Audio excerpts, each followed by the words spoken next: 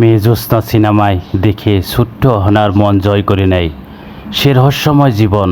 ছোট্ট মনে প্রশ্ন, বাবা এই মানুষগুলো কেমন থাকে। একটু মেয়ের কৌতূহল, ভালোবাসার জানার আগ্রহ আমাকে নিয়ে গেল বাস্তবে বেদেপল্লীতে।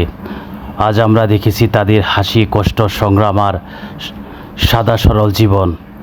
একটা ছোট্ট মেয়ের চোখ দিয়ে আমরা দেখলাম সেই জগৎ, যেটা সিনেমার বাইরে আরেকটা বাস্তবতা। আসুন এই ভিডিওতে দেখে নেই অহনার চোখে দেখা বেদে জীবন। হয়তো আমাদের মানবিকতা একটু বড় হবে, হৃদয়টা একটু নরম হবে। নদীর পারে ওদের জীবন, অস্থায়ী ছাউনি আর অনিশ্চয়তা নিয়ে। সাপের খেলা, কাছের চুরি আর ছোটোখাটো জিনিসপত্র বিক্রি করেই চলে তাদের জীবন। বাঁশের বেড়া, তার উপর প্লাস্টিক, সেটাই তাদের বাড়ি। বৃষ্টি নামলে প্লাস্টিক ভেদ করে পানি ঢুকে যায় ঘরের ভেতর। ভয়, আতঙ্ক, ঝড় সব সঙ্গী করেই বেদেরা বেঁচে থাকে। তবু থেমে থাকে না জীবন। এই সংগ্রাম, এই টিকে থাকার লড়াই, এটা শুধু বেদে পল্লীর গল্প নয়, এটা জীবনের অন্যরকম পাঠ। আমার মেয়ে অহনার চোখে দেখা সেই জীবনের কিছু মুহূর্ত আপনাদের সামনে তুলে ধরলাম।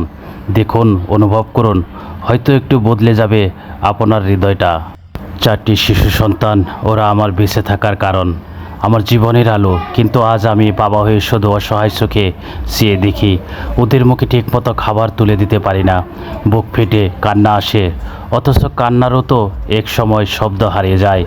ওয়াল্টনের আশ্বাসে একটুখানি আশার আলো দেখেছিলাম, কিন্তু বাস্তবায়নের আগে সেই আলো যেন ধূসর হয়ে যাচ্ছে। দিনের পর দিন আমি ভেঙে পড়ছি। বেঁচে থাকা এখন বোঝার মতো কষ্ট হয়ে দাঁড়িয়েছে। জানি না আমার এই আর্তনাদ পৌঁছাবে কিনা প্রশাসনের কানে, তবে আমি আজও বলছি, এই দেশ, এই সমাজ আমার সন্তানদের মুখে এক চিলতে হাসি ফিরিয়ে দিক।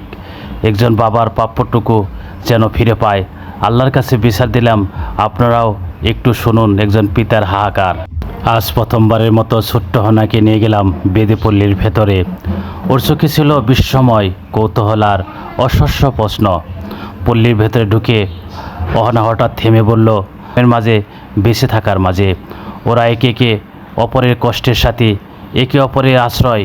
নেই আধুনিক জীবনের বিলাসিতা, নেই ন্যায্য অধিকার, তবু হৃদয়ে এক টুকরো আশার আলো নিয়ে দিন কাটাচ্ছে।